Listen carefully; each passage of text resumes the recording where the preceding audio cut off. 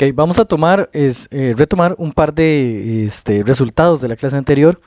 El primero es la definición de la cantidad de movimiento angular o momento angular, que en general se le va a asignar a cualquier partícula que se mueva eh, con cierta cantidad de movimiento p en cualquier dirección del espacio. Ok, de esta manera, usando el valor del momento p y la posición de la partícula, podemos siempre construir el momento angular. ¿Verdad? En este caso, el momento angular sería construido por el producto cruz entre la posición del objeto y su momento p. Noten que el producto cruz y por lo tanto el momento angular va a ser perpendicular tanto al vector r como al vector p, es decir, va a ser perpendicular al plano donde se encuentran r y p. Okay. Similarmente, habíamos visto un ejemplo. El ejemplo es el siguiente: tenemos una patinadora que se mueve eh, hacia un poste de manera que su línea de movimiento está a una distancia d del poste. ¿Qué quiere decir eso? Bueno, si representamos la patinadora con este punto color morado y el poste con este punto color gris, la patinadora vamos a representarla como moviéndose hacia la derecha y entonces su línea de movimiento sería esta. Ok, lo que queremos decir en el enunciado es que cuando la patinadora pase al lado del poste, la distancia mínima entre ella y el poste va a ser d. ¿Ok? De esta manera podemos definir entonces una cantidad de movimiento angular o momento angular L respecto al poste, colocando nuestro sistema coordenado en el poste. De esta manera tenemos respecto a ese sistema coordenado un vector posición R y un ángulo θ. Usando la definición de el momento angular L, tenemos que L es R cruz P. En términos de magnitud, esto sería R por P por el seno del ángulo, donde P es nada más el producto entre la masa y la rapidez. ¿Ok? Y lo importante acá es lograr ver este ángulo. Noten que el seno de θ en este diagrama sería D entre la magnitud de R, ¿cierto? ¿Ok? Haciendo esta sustitución, podemos ver que los R se pueden cancelar y encontramos una cantidad de movimiento angular que es mvd, donde d es la distancia entre la línea de movimiento del objeto y el eje de rotación. Ok, una cosa muy importante de este resultado es que este resultado tiene que mantenerse constante para cualquier distancia r y para cualquier ángulo, porque de acuerdo a lo que tenemos acá arriba, el momento angular solo puede cambiar si hay torque.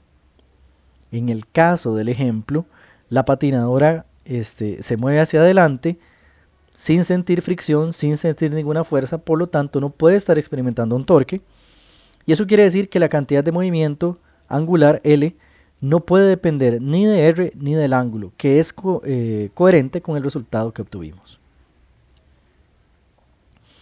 Ok, entonces en general, si tenemos un objeto que se mueve siguiendo una trayectoria circular con una rapidez v, vamos a tener que la cantidad de movimiento es R cruz P.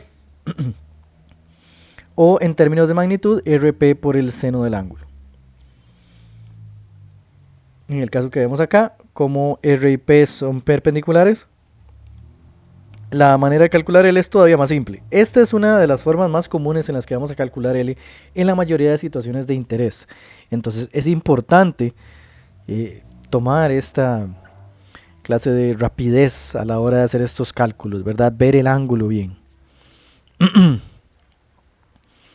La dirección en el caso del dibujo que aparece acá, ¿verdad? Sería en el eje Z, ¿cierto? Z positivo en este caso. Ok, ahora, ¿qué pasa si tenemos un sistema de partículas, con muchas partículas? Bueno, la manera de calcular el momento angular de un sistema es sumando los momentos angulares de cada una de las partículas que lo componen. Sin embargo, noten que el momento angular es una cantidad vectorial, y eso lo que quiere decir es que cuando quiero calcular el momento total, tengo que realizar una suma vectorial. Es decir, no basta con sumar números, tengo que sumar primero las componentes x, luego las componentes y luego las componentes z si fuera el caso que el vector L tiene componente z. Ok, volvemos a tener igual en términos de la cantidad de movimiento angular total de un sistema, la relación que es la segunda ley de Newton en términos del momento angular. ¿Qué quiere decir? Que si hay un torque externo sobre el sistema, el momento angular cambia, pero si el torque externo es cero, el momento angular mantiene su valor, magnitud y dirección. Ok, si tuviéramos un objeto expandido en el espacio rotando, necesitamos, para que la cantidad de momento angular sea útil para nosotros, poder asignarle también a un objeto un momento angular, aunque el objeto, de nuevo, sea ya no una masa puntual, sino un conjunto de puntos con masa en el espacio. A cada punto que compone, por ejemplo, el disco de la figura, le vamos a asignar un momento angular que va a tener más o menos esta forma, ¿verdad? Noten que no aparece acá el seno del ángulo de nuevo, porque si ese disco está rotando, siempre el vector posición de cada punto y el vector velocidad van a ser perpendiculares. Ok, de esta manera podemos siempre transformar la velocidad de cada uno de estos puntos en una rapidez angular usando las relaciones de cinemática que hemos aprendido a lo largo del curso. Y podemos decir entonces que la cantidad de movimiento angular de un punto de este disco está dada por una expresión como esta, donde el subíndice i es nada más una referencia a uno de los puntos. Cada punto puede tener un rótulo diferente, ¿verdad? Un número acá. Ok, entonces, ¿cómo calculamos el momento angular total? Sería la suma de todos estos. Ok, ahora en este caso específico va a haber una cantidad infinita de puntos, cada uno con una masa muy pequeña. Ok, ahora no necesitamos plantear la integral. De acá, esta última línea tiene las características cualitativas que nos interesa ver. Noten que todos los puntos que giran en el disco, ¿verdad? Con el disco, tienen la misma rapidez angular, es decir, cuando el disco da una vuelta completa, todos los puntos dan una vuelta completa. Ok, por lo tanto, la rapidez angular es un factor común de la suma y entonces el resultado final es nada más que tenemos una suma de la posición elevada al cuadrado de cada uno de los puntos por la masa de cada uno de los puntos. Ok, noten que esa suma es lo que teníamos como definición de la inercia rotacional, ¿cierto? R cuadrado por m. De esta manera, yo voy a reescribir entonces la cantidad de movimiento total, que en este caso yo sé que va sobre el eje Z, ¿ok? Como simplemente el producto de la inercia rotacional o el momento de inercia del objeto por su rapidez angular. Noten que esto convenientemente tiene las cantidades equivalentes en rotaciones a la manera en que habíamos definido P, ¿cierto? El momento normal era masa por velocidad. Ahora el momento angular va a ser el equivalente de la masa en rotaciones, que es momento de inercia, por el equivalente de velocidad en rotaciones, que es la rapidez angular. Ok, este es un resultado súper importante para nosotros, ok, porque la mayoría de los problemas que nos interesa resolver tienen el hecho de que el momento angular, tenemos objetos rotando y el momento angular se calcula como I por omega. Ok, ahora noten que en el caso de un objeto rotando, si no hay torques, el momento angular no puede cambiar. Entonces I y omega para un sistema tienen que mantenerse constantes, ¿verdad? El producto I por omega. Ahora, en un sistema de partículas, si las partículas se acercan al eje de rotación, el momento de inercia disminuye. Y eso quiere decir que si no hay torques en ese proceso, la rapidez angular del sistema debería aumentar. Todo esto se va a entender mucho mejor si vemos una pequeña ilustración que tengo preparada, en la que vamos a ver directamente la conservación de la cantidad de movimiento angular o momento angular. Vamos a poner en práctica lo que hemos discutido con un ejemplo. Okay. Entonces, en este caso vamos a tener un sistema. El sistema va a ser conformado por tres objetos. Uno de ellos es la bolita que cuelga de la cuerda. Otro es el bloque que se desliza sin fricción sobre esta mesa. Estos tienen masas respectivas M1 y M2. Y por último vamos a tener una polea. Pero esta polea tiene una forma especial. En lugar de ser un disco, es una especie de anillo sostenido por rayos muy livianos, de manera que toda la masa de este sistema está en su borde. Eso quiere decir que el momento de inercia de este sistema no va a ser el momento de inercia normal de un disco, que es un medio de mr cuadrado. El momento de inercia de un anillo va a ser mr cuadrado, sin el factor 1 medio. Ok, entonces vamos a intentar leer el enunciado y hacer los cálculos que se solicitan. Ok. Ya describí la geometría, entonces voy a saltarme esa parte. Voy a comenzar del siguiente punto del enunciado. Dice, el bloque se desliza sobre una superficie horizontal sin fricción. Esto se libera desde el reposo y va a sentir una variedad de fuerzas, ¿verdad? Incluida entre ellas la fuerza gravitacional.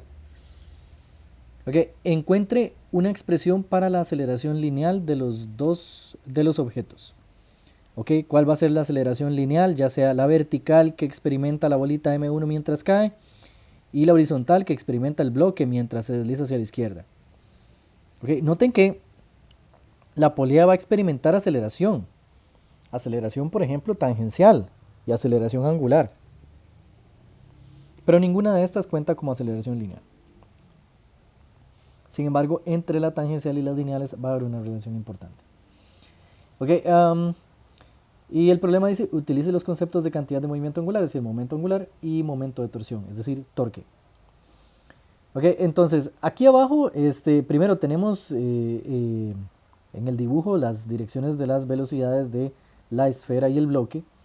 Y abajo tenemos un pequeño diagrama que lo vamos a aplicar a la esfera, donde esta línea de color beige representa la cuerda.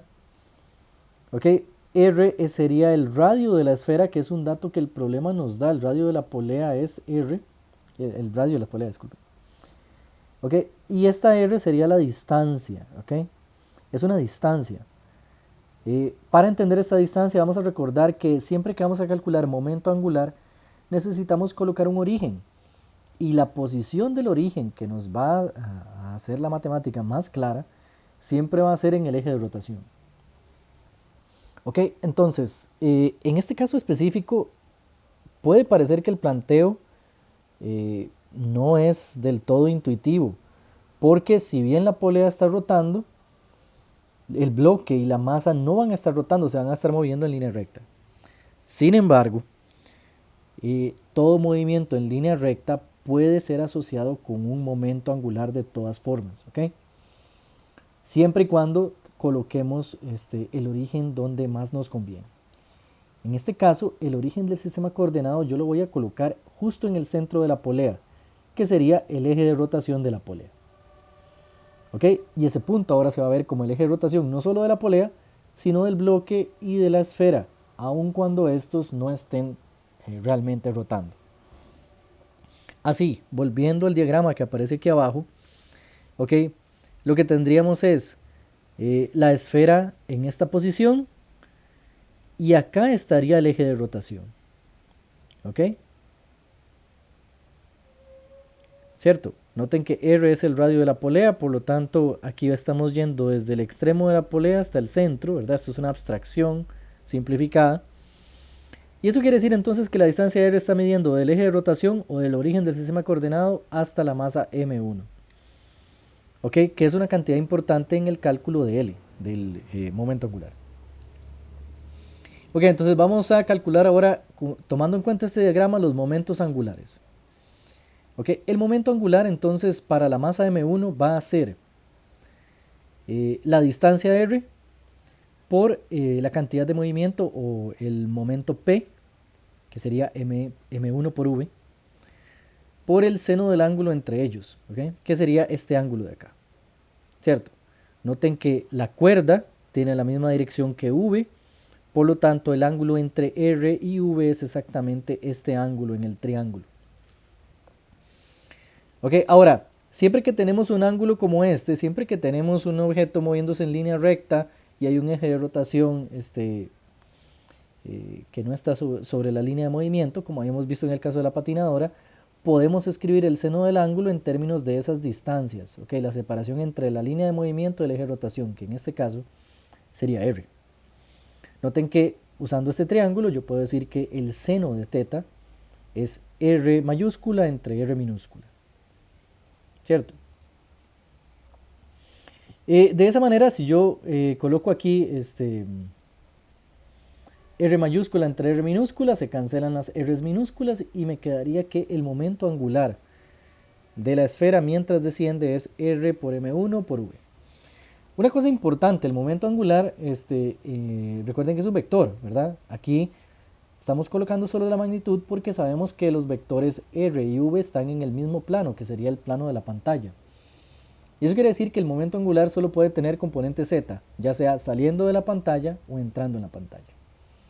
Usando la ley de la mano derecha, podemos determinar la dirección que va a tener el momento angular en el eje z.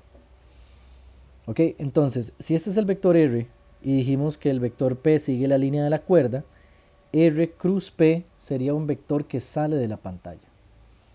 Por definición, si usamos los ejes x y y normales, y positivo hacia arriba, x positivo hacia la derecha, saliendo de la pantalla es la dirección positiva del eje z.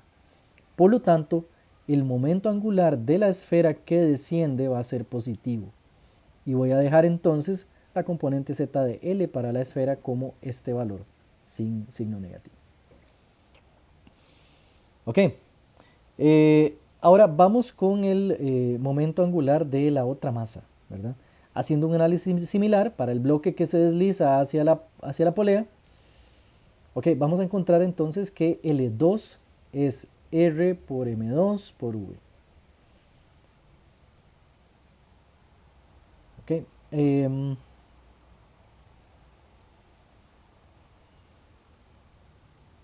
en este caso, sin embargo, esta es la magnitud de L2 y vamos a ver que si nosotros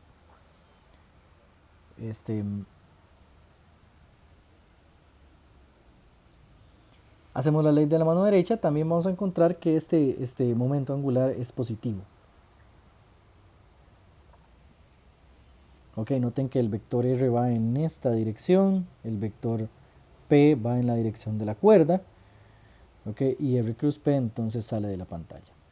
Y por último nos queda el momento angular de la polea, pero el momento angular de una polea va a ser, en teoría simple, sería I por omega. En este caso dijimos que el momento de inercia de esta polea, que es hueca, ¿verdad? Y solo tiene un anillo con masa, es simplemente mr cuadrado.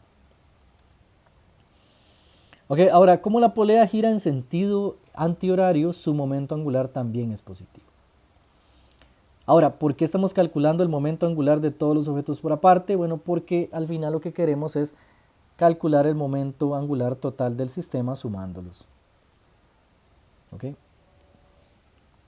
Noten aquí una cosa, yo puedo convertir la rapidez angular de la polea en una rapidez tangencial de los puntos en su borde, que tiene exactamente el mismo valor que la rapidez con la que avanzan el bloque y la esfera.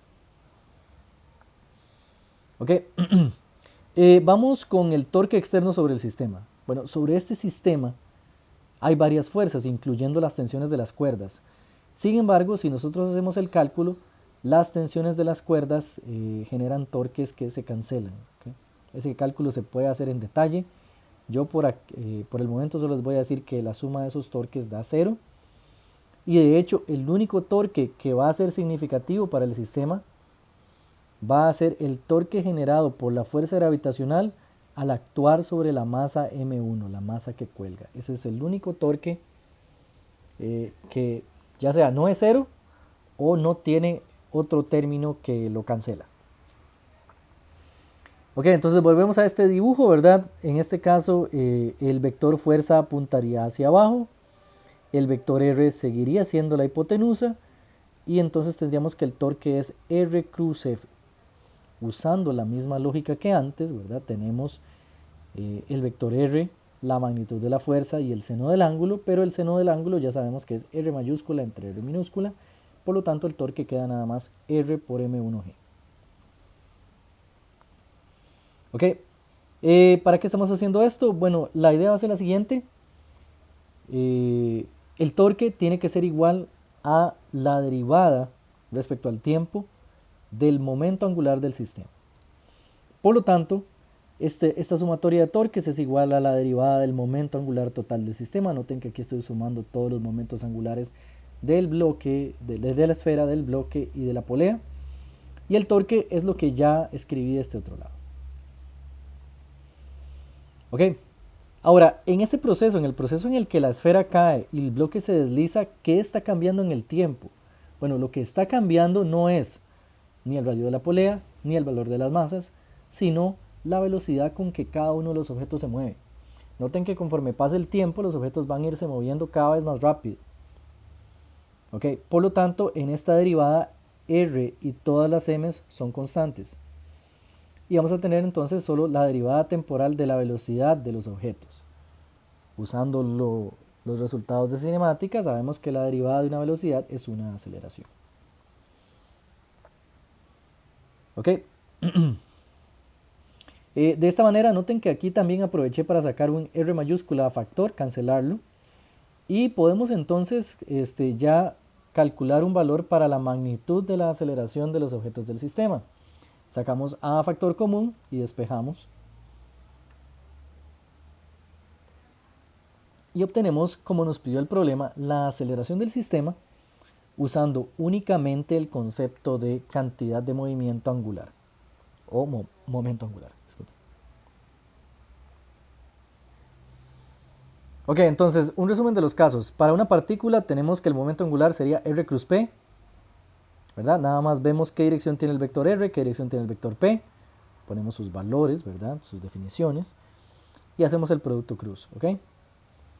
En términos de magnitud de L, usando los parámetros que aparecen en nuestro esquema, el momento angular sería RP sen de phi. ¿Ok? Ok. En general podríamos recordar todas estas definiciones, pero lo importante son las dos primeras partes. Si tenemos un sistema de partículas como el que acabamos de ver, un sistema de objetos, ¿verdad? Todos estos objetos los tratamos como si fueran partículas. Ok, el momento angular total es la suma de los momentos angulares de cada uno de los objetos. Y para cada uno va a haber un R, va a haber un P y va a haber un ángulo. Ok, tenemos también la segunda ley de Newton, se cumple en el caso de un sistema. Y por último vamos a tener cuerpos rígidos. Para cuerpos rígidos vamos a tener que si el objeto rota con cierta rapidez angular omega, entonces el momento angular va a ir en la misma dirección que omega y se va a construir con la suma de todos los momentos angulares de los puntos que componen el sistema. Esta suma es una integral, pero el resultado de la integral siempre va a ser el mismo, que va a dar de esta manera. Ok, entonces siempre que sepamos qué dirección tiene L, podemos calcular su magnitud con esta fórmula que es bastante simple. Es el momento de inercia por omega. Ok, lo importante entonces, ya sabemos calcular el momento angular y sabemos del comienzo de esta sección un resultado importante, que es que el momento angular de un sistema no cambia a menos que haya un torque externo aplicado. Eso quiere decir que si no hay torque, la derivada temporal de L es cero, y eso es lo que quiere decir, para efectos nuestros, tal vez la parte más importante estaría acá. Si tenemos un sistema en el que tenemos una condición inicial, una condición de giro inicial con cierto momento de inercia y cierta rapidez angular, y dejamos que se dé un proceso en el que no hay torque externo, el resultado final, ok, tiene que también tener el mismo momento angular para el sistema. Es decir, el producto de momento de inercia inicial por rapidez angular inicial tiene que dar lo mismo que el producto de momento de inercia final por rapidez angular final. Ahora, esto parece abstracto y parece extraño pensar en un caso en el que cambie el momento de inercia de un sistema, y por eso lo vamos a ilustrar con un video. El video en cuestión es el siguiente. Tenemos que vamos a observar una técnica que se usa en el patinaje artístico sobre hielo. En el patinaje artístico sobre hielo Las personas que patinan pueden aumentar su rapidez de giro usando el concepto de conservación de la cantidad de movimiento angular, es decir, conservación del momento angular. Vamos a observar una de estas técnicas ejecutada en este video por una patinadora. Ok, entonces el video va a comenzar, tal vez voy a devolverlo un poquito, de la siguiente manera, acá. Entonces primero noten la posición de esta patinadora. Noten primero dónde está el eje sobre el cual rota, que sería justamente en su pie de apoyo. Y si tratamos de visualizar esto con cuidado, nos vamos a dar cuenta que el eje de rotación va a estar más o menos en la posición donde tengo el mouse. Y vamos a tener gran parte de la masa de la patinadora alejada del eje hacia la derecha. Luego una pierna que también tiene parte de la masa de la patinadora alejada del eje hacia la izquierda. ¿Okay? Y además de esto los brazos extendidos. ¿Okay? Entonces, al tomar esta posición, la patinadora está generando una configuración de su masa que tiene un momento de inercia grande. ¿Okay? Y recuerden que el momento angular sería momento de inercia I por omega. ¿Ok? Entonces vamos a ver que durante el patinaje vamos a estudiar el momento de inercia, cómo cambia, ¿verdad? Y cómo afecta al momento angular. Voy a retroceder el video un segundo nada más, porque aquí viene el primer cambio. La patinadora va a emplear esta técnica. Va a comenzar a erguirse y va a comenzar a acercar la masa de su cuerpo al eje de rotación que iría sobre su pie de apoyo. Conforme la patinadora acerca la masa al eje de rotación, el momento de inercia se reduce. Ahora, como no hay torques externos en ese proceso, cuando ella reduce el momento de inercia, el momento angular tiene que mantener su valor, y si uno de los factores se reduce, el otro tiene que aumentar. Y esta es una técnica para aumentar la rapidez de rotación omega sin tener que impulsarse. Entonces, noten que cuando ella toma una posición erguida, su momento de inercia comienza a disminuir y su rapidez angular comienza a aumentar. ¿Okay? Ahora, el paso final de esta técnica va a ser cuando ella, que aún está rotando con una pierna extendida y los brazos extendidos, acerque la pierna y sus brazos al eje de rotación. En eso vamos a ver que el momento de inercia se reduce.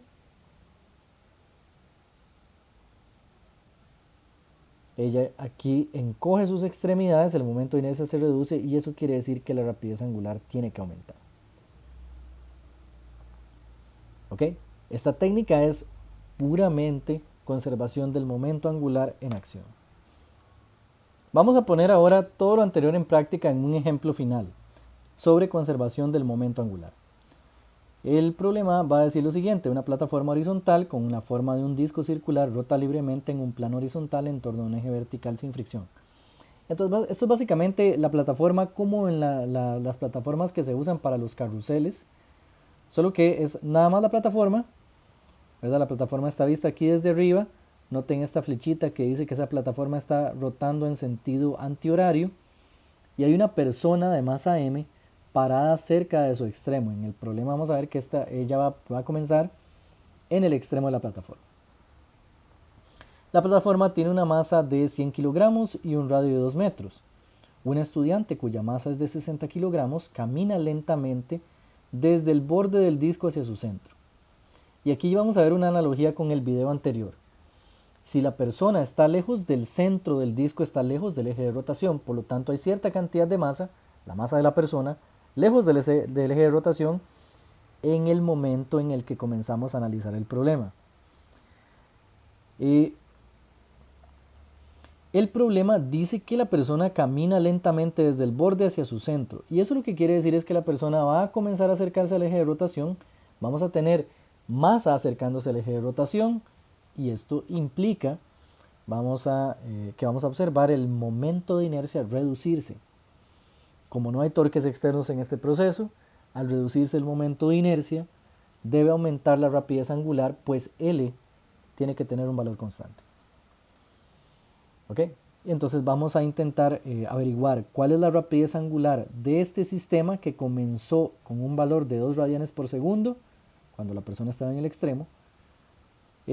¿Cuál va a ser la rapidez angular cuando la persona se acerque hasta que esté a 50 centímetros del eje de rotación? Entonces vamos a comenzar con el momento de inercia para el disco, ¿verdad? Para el disco sabemos que el momento de inercia es 1/2 de mr cuadrado. ¿Ok? Y para la persona, esto siempre se olvida, pero comenzamos el momento de inercia con esta definición. Cuando una masa gira en círculo en torno a un eje de rotación, su momento de inercia es nada más la masa por la distancia con el eje elevado al cuadrado. Entonces para el sistema, el momento de inercia total, ya sea al comienzo o al final del proceso, va a ser 1/2 de la masa del disco por el radio del disco al cuadrado, más la masa de la persona por la distancia que tenga en ese momento con el eje de rotación elevado al cuadrado. Entonces vamos a hacer el cálculo con las condiciones iniciales. Noten que en las condiciones iniciales la persona está en el borde del disco y eso quiere decir que está a una distancia R, 2 metros del eje de rotación. Colocamos los valores para el disco, colocamos los valores para la persona. De importancia es este R. La persona inicialmente está a 2 metros del eje de rotación y encontramos que el momento de inercia inicial es 440 kilogramos metros cuadrados. Ok, ahora vamos a ver al final. La persona se acerca desde 2 metros de distancia del centro hasta 50 centímetros. Entonces volvemos a hacer el cálculo del momento de inercia del sistema, pero ahora en lugar de 2 metros acá vamos a meter 0.5 metros. El momento de inercia se reduce desde 440 kilogramos metros cuadrados hasta 215 kilogramos metros cuadrados. Si el momento de inercia se reduce, la rapidez angular tiene que aumentar. Okay, ahora, matemáticamente esto está todo contenido, usando la rapidez inicial del problema, en esta expresión, la expresión de conservación del momento angular. Metemos aquí todos los valores que conocemos, que son I sub I, omega sub I, e I sub F. Despejamos para la rapidez angular final cuando la persona está a 50 centímetros y obtenemos que la rapidez angular final es de 4.1 radianes por segundo. Noten que esto es un poquito más del doble de la rapidez angular inicial.